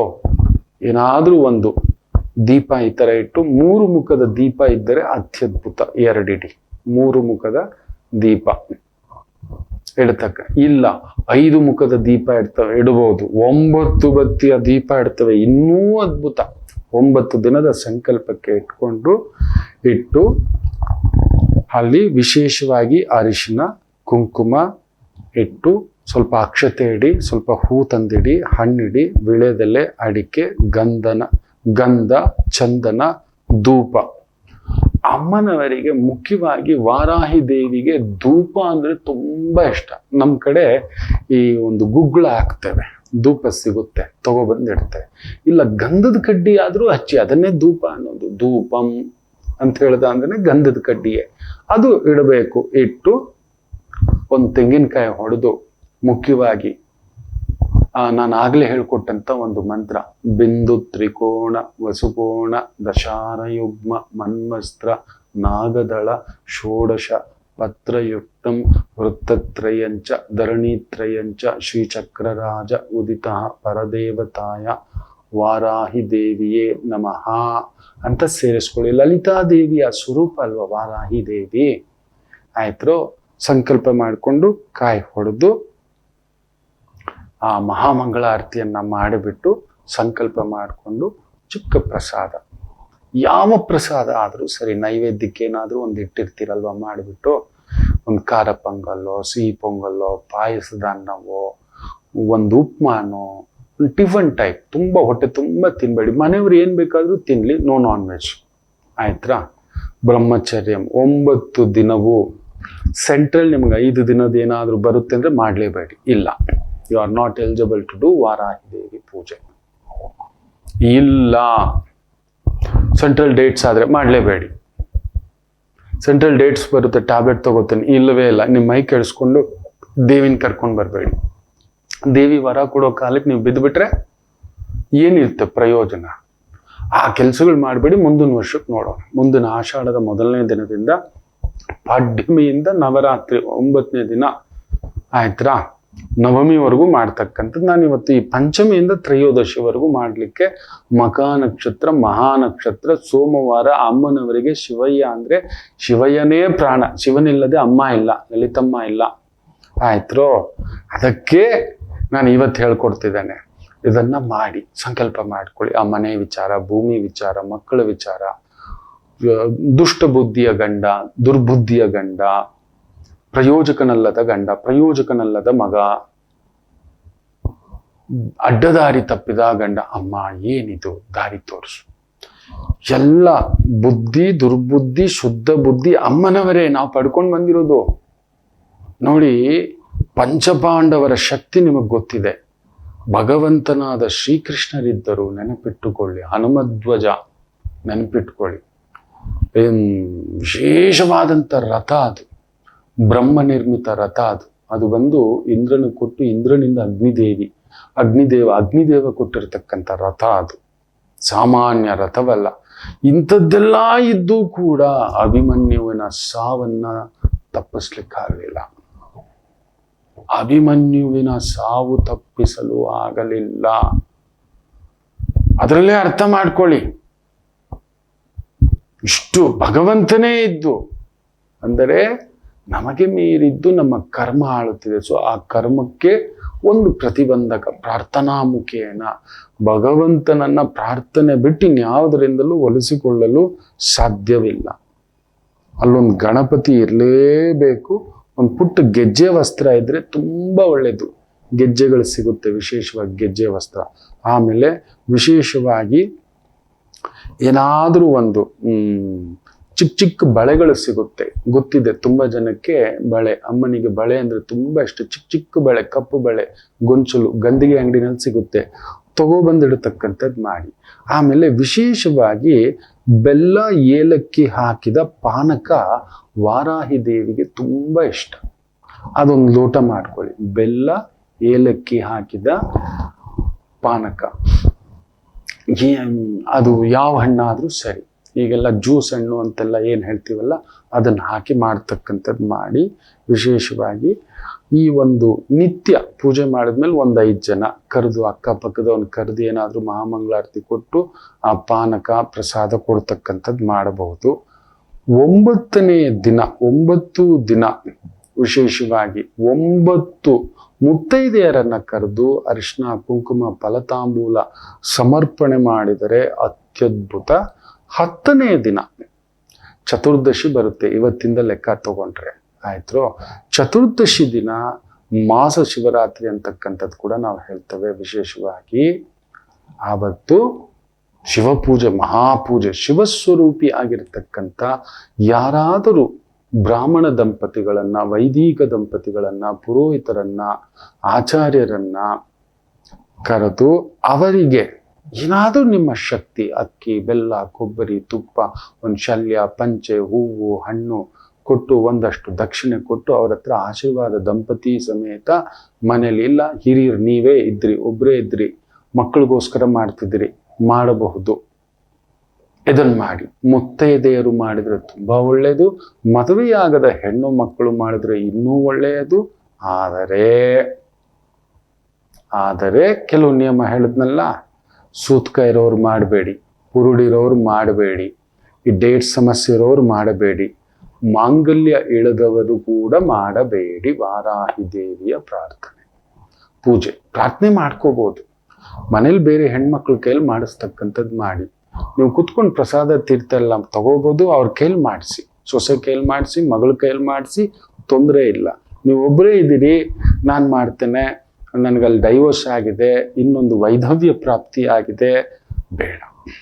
ಅಲ್ಲಿ ಆಲ್ರೆಡಿ ಆಗೋಗಿದೆ, ಶುದ್ಧ ಗಂಡ ಇಲ್ಲ, ಆಯ್ತು, ಮನೆ ಶುದ್ಧ ಯಜಮಾನ ಅಲ್ಲಿ ಕೆಟ್ಟು ಹೋಯ್ತು. ಈಗ ಏನ್ ಮಾಡಿ ಪ್ರಯೋಜನ? ಹೌದಲ್ವಾ? ಭೂಮಿಗೋಸ್ಕರ ಸಂಕಲ್ಪ, ಮಕ್ಕಳು ಗಂಡು ಮಗು ಕೈಲಿ ಮಾಡಿಸ್ಬೋದು ಲಾಸ್ಟ್. ನಿಮ್ಮ ಮನೇಲಿ ಗಂಡು ಮಗು ಇದೆ ಅಂದ್ರೆ ಅವನಿಗೆ ಪಂಚೆ ಓಡಿಸಿ ಬೊಟ್ಟು ಇಡಿಸಿ ವಿಭೂತಿ ಇಡಿಸಿ ಬೊಟ್ಟಿಟ್ಟು ಅವನನ್ನು ಕುಳ್ಳರಿಸಿ ಮಾಡಿಸಿ. ಗಂಡು ಮಕ್ಕಳ ಕೈಯಲ್ಲೂ ಮಾಡಬಹುದು, ಗಂಡಸರು ಮಾಡಬಹುದು. ಆದ್ರೆ ಈ 9 ದಿನ ಮಧುಮಾಂಸ ಭಕ್ಷಣ, ಹೊರಗಡೆ ಹೋಗಿ ಪಾರ್ಟಿ, ಕ್ಲಬ್ಬು, ಪಬ್ಬು ಈ ಅಭ್ಯಾಸ ಇರೋರು ಬಿಟ್ಬಿಡಿ. ಮಾಡ್ಲಿಕ್ಕೆ ಹೋಗ್ಬೇಡಿ. ಮಾರಿನ ತಂದು ಮನೆಯಲ್ಲಿ ಇಟ್ಕೊಳ್ತಕ್ಕಂಥದ್ದು ಮಾಡಬೇಡಿ. ಜಾಗ್ರತೆ. ಆಯ್ತಾ? ಎಷ್ಟು ವಿಶೇಷ ಅಂದ್ರೆ ನಿಮಗೆ ಗೊತ್ತಿಲ್ಲ. ವಾರಾಹಿ ದೇವಿ ಒಲಿದು ಬಿಡ್ತು ಅಂದ್ರೆ ಅದೊಂದು ಪವಾಡ. ತುಂಬಾ ದಿನದಿಂದ ಕಾಯ್ತಿದ್ದೆ, ಮಿಸ್ ಮಾಡ್ಕೊಂಡೆ. ನನ್ನ ಈ ಬೇರೆ ಬೇರೆ ಕಾರ್ಯಕ್ರಮಗಳು, ಓಡಾಟಗಳು, ಸುತ್ತಾಟಗಳು ಇರುವುದರಿಂದ ನಿಮ್ಮ ಮುಂದ್ಗಡೆ ಆಷಾಢದ ಮೊದಲನೇ ದಿನಾನೇ ಹೇಳಬೇಕಿತ್ತು. ದಯಮಾಡಿ ನಿಮ್ಮ ಪಾದಕ್ಕೆ ಹಾಕೊಳ್ಳಿ, ಕ್ಷಮೆ ಇರಲಿ. ಆದರೆ ಈ ಸಂಚಿಕೆಯನ್ನು ಸೇವ್ ಮಾಡಿ ಇಟ್ಕೊಂಡಿರಿ. ಮುಂದಿನ ಆಷಾಢಕ್ಕೂ ಶುರು ಮಾಡ್ಬೋದು. ಆದರೂ ಇವತ್ತಿಂದಲೂ ಮಾಡಬಹುದು ಮಕ್ಕಳು. ಇವತ್ತಿಂದಲೂ ಪಂಚಮಿ, ದೇವಿ ಪಂಚಮಿ ಅಂತವೆ. ಸೋಮ ಪಂಚಮಿ, ಶಿವ ಪಂಚಮಿ, ರುದ್ರ ಪಂಚಮಿ, ಗೌರಿ ಪಂಚಮಿ ಅನ್ನತಕ್ಕಂಥದ್ದು ಕೂಡ ಹೇಳ್ತೇವೆ. ಈ ಗುಪ್ತ ನವರಾತ್ರಿ ಪೂಜಾ ಇದು. ಗುಪ್ತವಾಗಿ ಗುಪ್ತ ಶತ್ರುಗಳಿದ್ದಾರೆ. ಏನೋ ಮಾಟ, ಮಂತ್ರ, ತಂತ್ರ, ಪ್ರಯೋಗ, ಉಚ್ಚಾಟನ, ಕ್ಷುದ್ರ, ಉಪಾಸನ ಈ ಥರದ್ದು ಮಾಡಿಟ್ಟು ಬಿಟ್ಟಿದ್ದಾರೆ ಅನ್ನೋ ಒಂದು ಭೀತಿಲಿದ್ದೀರಿ. ಏನೇನೋ ವಿಚಿತ್ರವಾಗಿ ನಿಮ್ಮ ಮೈ ಮೇಲೆ ಒಂದು ಅನುಗ್ರಹಗಳಾಗ್ತಿರುತ್ತೆ. ಕೆಲವರಿಗೆ ದೇವರುಗಳು ವಿಪರೀತವಾಗಿ ಕಾಣಿಸ್ತಿರುತ್ತೆ, ಕನಸುಗಳ ಮೂಲಕ ಬರ್ತಿರುತ್ತೆ, ದೇವಿ ಆವಾಹನೆ ಆಗ್ತಿದೆ, ಏನೋ ಒಂದು ರೀತಿ ಶಕ್ತಿಗಳ ಆವಾಹನೆ ಆಗ್ತಿರುತ್ತೆ ಅನ್ನತಕ್ಕಂಥ ದೇವಿ ಪೂಜೆಯಲ್ಲಿ ಇರ್ತಕ್ಕಂಥವ್ರಿಗೆ ಅಂಥದ್ದೊಂದು ಅನುಭೂತಿಗಳು ಕೆಲವರಿಗೆ ಆಗುತ್ತೆ ವಿಶೇಷವಾಗಿ. ಅಂಥವರೇನಾದ್ರೂ ವಾರಾಹಿ ಪೂಜೆ ಮಾಡಿಕೊಂಡ್ರೆ ನಿಮ್ಮನ್ನ ಆಡ್ಕೊಂಡವ್ರನ್ನೆಲ್ಲ ಹೊಡೆದಾಕ್ಬಿಡುತ್ತೆ. ಅಂಥ ಶಕ್ತಿ ಕೊಡುತ್ತೆ ಮಕ್ಕಳು. ಅದ್ಭುತ ಅದ್ಭುತ. ಮಾಡ್ಕೊಳ್ಳಿ. ಈ 9 ದಿನವೂ ಮಾಡ್ಕೊಳ್ಳಿ. 9ನೇ ದಿನ 9 ಜನ ಕರೆದು ಫಲತಾಂಬೂಲ ಸಮೇತ ನಿಮಗೇನಾಗುತ್ತೋ ಕೊಡಿ. ಫಲತಾಂಬೂಲ ಕೊಡಬೇಕು. ಉಡಿ ತುಂಬಿಸಿದ್ರೆ ಇನ್ನೂ ಒಳ್ಳೆಯದು. ಆಯ್ತಾ? ಸೀರೆ ಸಮೇತ ತುಂಬಿಸಿದ್ರೆ ಇನ್ನೂ ಒಳ್ಳೆಯದು. ಬರೀ ಬ್ಲೌಸ್ ಪೀಸೇ ಕೊಡ್ತೇವೆ, ಇಲ್ಲ ಪರವಾಗಿಲ್ಲ. ಬಳೆ ತುಂಬಿಸ್ತೇವೆ, ಪರವಾಗಿಲ್ಲ. ಆಗಲಿಲ್ಲ, ಪರವಾಗಿಲ್ಲ. ಬರೀ 2 ಎಲೆ ಅಡಿಕೆ, ಒಂದಷ್ಟು ಎಲೆ ಅಡಿಕೆ, 1-2 ಹಣ್ಣು ಸೇರಿಸಿ ಅರಿಶಿನ ಕುಂಕುಮದ ಸಮೇತ ಅವ್ರಿಗೊಂದು ಪಾನಕ ಕೊಟ್ಟು, ಬೆಲ್ಲದ ಪಾನಕ ಒಂದಿದ್ರೇನೆ ಸಾಕು. ವಿಶೇಷವಾಗಿ ವಾರಾಹಿ ದೇವಿ ಅನುಷ್ಠಾನಕ್ಕೆ ತುಂಬಾ ಅದ್ಭುತ ಆಗ್ತಕ್ಕಂಥದ್ದಾಗುತ್ತೆ. ಯೋಚಿಸ್ಬೇಡಿ. ಇದೆ ಈ ಥರದ್ದು ವ್ರತಗಳು, ಲಕ್ಷ ವ್ರತಗಳಿದೆ. ಆದ್ರೆ ಎಲ್ಲರೂ ಯಾವಾಗ್ಲೂ ಮಾಡ್ಲಿಕ್ಕಾಗಲ್ಲ. ಬರೀ ವ್ರತಗಳು ಮಾಡ್ತಿದ್ರೆ ನೀವು ಮಾಡೋ ಕಾರ್ಯಕ್ಷೇತ್ರಗಳು ಏನಾಗ್ಬೇಕು, ಜವಾಬ್ದಾರಿಗಳು ಏನಾಗ್ಬೇಕು ಅಷ್ಟೇ. ದೇಹ ಕೃಶ ಆಗ್ಬಿಡುತ್ತೆ. ಒಂದೊಂದು ಬಾರಿಗೆ ಒಂದೊಂದು ದೇವಿನ ಕರೀತಾ ಇದ್ರೆ ಮುಳುಗೋಯ್ತು. ಆಯ್ತ್ರೋ? ಇದನ್ನ ಮಾಡ್ಕೊಳ್ಳಿ. ಆ ತಾಯಿ ಜಗನ್ಮಾತೆ ಲಲಿತಾದೇವಿ ನಿಮ್ಮ ಮನೆಗೆ ಬರಲಿ, ನಿಮಗೆ ಶಕ್ತಿಯನ್ನು ಕೊಡ್ಲಿ. ಆಯ್ತ್ರೋ? ಎಲ್ಲ ರೈತರು ತೃಪ್ತಿಯಾಗಿರ್ಲಿ. ಎಲ್ಲ ರೈತರ ಮನೆಯಲ್ಲಿ ಈ ಪೂಜೆ ಆದ್ರೆ ಇನ್ನೂ ಒಳ್ಳೇದು. ನಮ್ಮ ರೈತರು ಸಂಕಷ್ಟದಲ್ಲಿದ್ದಾರಪ್ಪ. ತಂದೆಯರು, ನಮ್ಮ ಹಿರಿಯರು, ನಮಗೆ ಅನ್ನದಾತರು, ಅನ್ನಪ್ರಭುಗಳು, ತಾಯಂದ್ರು ಮನೆಯಲ್ಲಿ ಮಗಳಾಗಿ, ಅಜ್ಜಿಯಾಗಿ, ಅಮ್ಮನಾಗಿ ಯಾರಾದ್ರೂ ಇದ್ರು ಮಾಡ್ಕೊಳ್ತಕ್ಕಂಥದ್ದು ಮಾಡಿ. ಮುಸಲಧಾರ, ಮುಸಲ ಅನ್ನತಕ್ಕಂಥದ್ದು ಹೇಳ್ತೇವೆ. ವಿಶೇಷವಾಗಿ ಒನಕೆ ಅದಕ್ಕೆ ಅರ್ಥ. ಹಾಗೆ ಮುಸಲಧಾರ ಅಂದ್ರೆ ಕುಂಭದ್ರೋಣ ಮಳೆ ಅಂತ ಕೂಡ ಹೇಳ್ತೇವೆ. ಒನಕೆ ತಗೊಂಡು ಯಾವಾಗ ಕುಟ್ಟೋದು? ವಿಪರೀತವಾಗಿ ಬೆಳೆ ಬಂದಿದೆ, ರಾಗಿ ಬಂದಿದೆ, ಭತ್ತ ಬಂದಿದೆ, ಜೋಳ ಬಂದಿದೆ, ಒನಕೆಗಳಿದ್ದು ಆ ಕಾಲದಲ್ಲಿ. ಒನಕೆನ ಈಗಲೂ ಇಟ್ಟು ಪೂಜೆ ಮಾಡ್ತಾರೆ. ಆಯ್ತ್ರೋ? ಮಾಡ್ಕೋತೀರಿ ಅಂತ ಹೇಳ್ಕೊತೇನೆ. ತಪ್ಪಾಗಿದೆ. ಆದರೂ ಈ ಪಂಚಮಿಯಿಂದ ನೀವು ಮಾಡ್ಕೋಬಹುದು. ಎಲ್ಲರೂ ಮಾಡ್ಕೊಳ್ಳಿ. ಸಣ್ಣದಾಗಿ ಸಂಜೆಗೆ ಬಂದು ನಿಮ್ಮ ಕೈಲಿ ಒಂದು ಕಾಯಿ, ಹೂವು, ಹಣ್ಣು ಈ ಥರದ್ದಿಟ್ಟು ಪುಟ್ಟದಾಗಿ ಒಂದು ಮೈಗೊಂದು ಶುಭ್ರವಾಗಿ ಬೆಳಿಗ್ಗೆ ಸ್ನಾನ ಮಾಡಿದ್ರೆ ಸಂಜೆ ಅವಶ್ಯಕತೆ ಇಲ್ಲ. ಬೆಳಿಗ್ಗೆ ತಲೆ ಸ್ನಾನ ಆಗಿದೆ, ಇವತ್ತೊಂದು ದಿನಕ್ಕೆ ಆಪ್ಷನ್ ಕೊಡ್ತೇನೆ, ತೊಂದರೆ ಇಲ್ಲ. ಇವತ್ತು ಮಾಡಿದ್ದೀರಿ, ನಾಳೆನೂ ತಲೆ ಸ್ನಾನ, ಮಂಗಳವಾರ ಇಲ್ಲ, ಇವತ್ತು ಮಾಡಿದ್ದಾಯ್ತು. ಇನ್ನು ಶುಕ್ರವಾರವೇ ತಲೆಗೆ ಸ್ನಾನ ಸ್ತ್ರೀಯರು. ಪುರುಷರು ಮಾತ್ರ ನಿತ್ಯ ತಲೆ ಸ್ನಾನ ಮಾಡಲೇಬೇಕು. ಪುರುಷರು ನಿತ್ಯ ತಲೆ ಸ್ನಾನ ಮಾಡಲೇಬೇಕು. ಎಷ್ಟೋ ಜನಕ್ಕೆ ಗೊತ್ತಿಲ್ಲ ಅದ್ರ ಬಗ್ಗೆ. ಮುಂದೊಂದು ದಿನ ಯಾಕೆ ಮಾಡಬೇಕು, ಇವರು ಯಾಕೆ ಮಾಡಬಾರದು, ವೈದಿಕವೇನು ವಿಜ್ಞಾನವೇನು ಅನ್ನೋದನ್ನು ತಿಳಿಸ್ಕೊಡ್ತೇನೆ. ಒಳ್ಳೇದಾಗ್ಲಿ. ಒಂದು ಪುಟ್ಟ ವಿರಾಮ ತಗೊಂಡು ವಾಪಸ್ ಬರೋಣ. ಮಾತೃದೇವೋ ಭವ. ನಮಾಮಿ ಶಂಕರ. ನನ್ನ ಪ್ರೀತಿಯ ಆಧ್ಯಾತ್ಮಿಕ ಬಂಧುಗಳೇ, ಪ್ರತಿಯೊಬ್ಬರ ಜೀವನದಲ್ಲೊಂದು ಕೆಲವೊಂದು ಪ್ರಶ್ನೆಗಳಿರುತ್ತೆ, ಉತ್ತರವಿಲ್ಲದ ಪ್ರಶ್ನೆಗಳಿಲ್ಲ. ಅಂಥದ್ದೊಂದು ಸಮಸ್ಯೆ ಇದೆಯಾ? ಜ್ಯೋತಿಷ್ಯ ಮುಖೇನ ಹಾಗೂ ಆಧ್ಯಾತ್ಮಿಕ ಮುಖೇನ ನಿಮ್ಮ ಪ್ರಶ್ನೆಗಳಿಗೊಂದು ಪುಟ್ಟ ಸಮಾಧಾನ. ಈ ಕೂಡಲೇ ಕೆಳಗಿನ ಸಂಖ್ಯೆಗೆ ಕರೆ ಮಾಡಿ ಇಲ್ಲವೇ ವಾಟ್ಸಪ್ ಮಾಡಿ, ಹಾಗೂ ನಮ್ಮ ನಮಾಮಿ ಶಂಕರ ಯೂಟ್ಯೂಬ್ ಚಾನೆಲ್ ಮುಖಾಂತರವೂ ಕೂಡ ಸರಳ ಪರಿಹಾರವನ್ನು ತಾವು ವೀಕ್ಷಿಸಿ ಹಾಗೂ ಪಡೆಯಬಹುದು. ನಮಾಮಿ ಶಂಕರ, ನಮಾಮಿ ಶಂಕರ. ಬನ್ನಿ, ಸೋಮವಾರ ಮಹಾನಕ್ಷತ್ರ, ಮಖಾ ನಕ್ಷತ್ರ, ಚಂದ್ರ ಕೇತು ಸಾರದಲ್ಲಿದ್ದು, ಕೇತು ಸೂರ್ಯ ಸಾರದಲ್ಲಿದ್ದು, ಸೂರ್ಯ ರಾಹು ಸಾರದಲ್ಲಿದ್ದು, ರಾಹು ಗುರು ಸಾರದಲ್ಲಿದ್ದು, ಗುರು ರಾಹು ಸಾರದಲ್ಲಿದ್ದಾನೆ. ಒಂದು ರೀತಿ ಹೆಂಗೆ ಅಂದರೆ ಕೇತು, ಸೂರ್ಯ, ರಾಹು, ಗುರು ಇವರುಗಳ ಮಿಳಿತ. ರಾಹು ರವಿಗೆ ಬಂದರೆ ರಾಹು ಕೇತುಗಳು ಸೂರ್ಯನ ಒಳಗೆ ಯಜಮಾನನಿಗೆ ಗ್ರಹಣ, ದೊರೆಗೆ ಗ್ರಹಣ, ದೊರೆ ಮಟ್ಟದ ವ್ಯಕ್ತಿಗಳು ಅಧಿಕಾರಿಗಳಿಗೆ ಗ್ರಹಣ. ಗುರುವಿಗೆ ರಾಹು ಬಡಿತು ಅಂದರೆ ಒಳ್ಳೆಯವನು ಕೆಟ್ಟವನಾದ, ಕೆಟ್ಟ ದಾರಿಗೆ ಹೋದ ಅನ್ನತಕ್ಕಂಥದ್ದು. ಆಯ್ತು. ಮೇಷರಾಶಿ ಏನೋ ಒಂಥರ ಭ್ರಾಂತು, ಮಕ್ಕಳ ಮೇಲೆ, ಮನೆ ಮೇಲೆ, ಕುಟುಂಬದ ಮೇಲೆ ವಿಪರೀತ ಪ್ರೀತಿ, ವಿಪರೀತ ವ್ಯಾಮೋಹ ತಲೆ ಕೆಡಿಸಿ ಬಿಟ್ಟಿದೆ, ಕೆಡಿಸುತ್ತೆ. ಇವತ್ತು ವಿಪರೀತ ವ್ಯಾಮೋಹ ಇಡಬಾರದು. ರಾಮರೇ ಹೇಳಿದ್ದಾರೆ, ವಿಪರೀತ ಅನುಬಂಧ, ನನ್ನ ಹೆಂಡತಿ, ನನ್ನ ಮಗು, ನನ್ನ ಮನೆ, ಹೀಗೆ ಅನ್ಕೊಂಡು ಕೂತ್ಕೋಬಿಟ್ರೆ ಕಟ್ಟಾಕ್ಬಿಡುತ್ತೆ. ನಮಗೆ ಅವ್ರವ್ರು ಮಾಡ್ಕೊತಿದ್ರೆ ಬಿಡಿ, ಅದೇನಾಗಬೇಕು ಅದಾಗುತ್ತೆ. ಇವತ್ತು ವಿಪರೀತ ನಿಮ್ಮ ಪ್ರೀತಿಯೇ, ವ್ಯಾಮೋಹವೇ ತುಂಬ ಒಂದು ಘಾಸಿ ಮಾಡ್ತಕ್ಕಂಥದ್ದಾಗುತ್ತೆ. ಕುಮಾರಸ್ವಾಮಿ, ಸ್ಕಂದ ಷಷ್ಠಿ ಬೇರೆ, ಸ್ಕಂದ ಪಂಚಮಿ ಬೇರೆ, ಕುಮಾರ ಷಷ್ಠಿ ಬೇರೆ. ಸುಬ್ರಹ್ಮಣ್ಯರ ಆರಾಧನೆ, ಸುಬ್ರಹ್ಮಣ್ಯರು, ಪುಟ್ಟ ಬೆಲ್ಲದ ದೀಪ, ಸ್ಕಂದ ಕವಚ, ಸ್ಕಂದ ಭುಜಂಗ ಸ್ತುತ. ಮುಖ್ಯವಾಗಿ ಮೇಷರಾಶಿಯವರು ವಾರಾಹಿ ಪೂಜೆ ಮಾಡಿಕೊಂಡ್ರೆ ಒಳ್ಳೆಯದು. ಶಕ್ತಿಹೀನರಾಗಿ ಕೂತು ಬಿಟ್ಟಿದ್ದೀರಿ, ಅದರ ಒಂಚೂರಾದರೂ ಶಕ್ತಿ ನಿಮಗೆ ಸಿಗಲಿ, ಮಾಡ್ಕೊಳ್ಳಿ. ವೃಷಭ ರಾಶಿ, ಸುಖಂ ದೋಷಂ. ನನಗೆ ದೊಡ್ಡ ಮನೆ, ದೊಡ್ಡ ಬದುಕು, ದೊಡ್ಡ ಹೆಸರು, ದೊಡ್ಡ ಕುಟುಂಬ, ದೊಡ್ಡ ಸ್ಥಾನ ಅಂತ ಏನು ಒದ್ದಾಡ್ತಿದ್ದೀರಿ, ನೋವೇ ದೊಡ್ಡದು ಅಂತ ಹೋಗಿ ಪೆಟ್ಟು ತಿಂತೀರಿ. ಜಾಗ್ರತೆ. ಅನ್ಯತಾ ಬೇರೆಯವ್ರ ಜೊತೆ ಇವತ್ತು ಕಲಹಗಳಾಗತಕ್ಕಂಥ ಸಾಧ್ಯತೆಯೂ ಇರುತ್ತೆ. ಜಾಗ್ರತೆ. ತಂದೆ ಆರೋಗ್ಯ, ತಾಯಿ ಆರೋಗ್ಯ, ಹಿರಿಯರ ಆರೋಗ್ಯ, ಕುಟುಂಬದವರ ಜೊತೆ ಒಂದು ರೀತಿ ವಾಗ್ವಾದಗಳಾಗುತ್ತೆ. ಸಮಾಧಾನವಾಗಿ ಹೋಗ್ಬಿಡಿ. ಮಿಥುನ ರಾಶಿ, ಚೆನ್ನಾಗಿದೆ, ಪರವಾಗಿಲ್ಲ, ದೋಷ ಏನೂ ಇಲ್ಲ. ಮಾಡುತ್ತಿರೋ ಕೆಲಸ, ಕಾರ್ಯ, ವೃತ್ತಿ, ಉದ್ಯೋಗಕ್ಕೆ ತೊಂದರೆಗಳೇನಿಲ್ಲ. ಟೀಚರು, ಡಾಕ್ಟರು, ಸರ್ಜನು, ಅದರಲ್ಲಿ ಪೋಸ್ಟ್ ಮಾರ್ಟಮ್ ಡಿಪಾರ್ಟ್ಮೆಂಟ್, ಇಂತಹವುಗಳಲ್ಲಿ ಜೈಲು ಡಿಪಾರ್ಟ್ಮೆಂಟ್ಗಳಲ್ಲಿ ಕೆಲಸ ಮಾಡ್ತಿರ್ತಕ್ಕಂಥವ್ರು ವಿಶೇಷವಾದಂಥ ವೃತ್ತಿ. ಹೌದು, ಕೆಲವು ಕೆಲಸಗಳು ಕಠೋರವಾದ ಕೆಲಸಗಳು ಎಲ್ಲರೂ ಕೈಲೂ ಮಾಡ್ಲಿಕ್ಕೆ ಆಗೋದಿಲ್ಲ. ಅದೆಲ್ಲ ಜೈಲಲ್ಲಿ ಕೆಲಸ ಮಾಡೋಕ್ಕಾಗುತ್ತೇನ್ರಿ?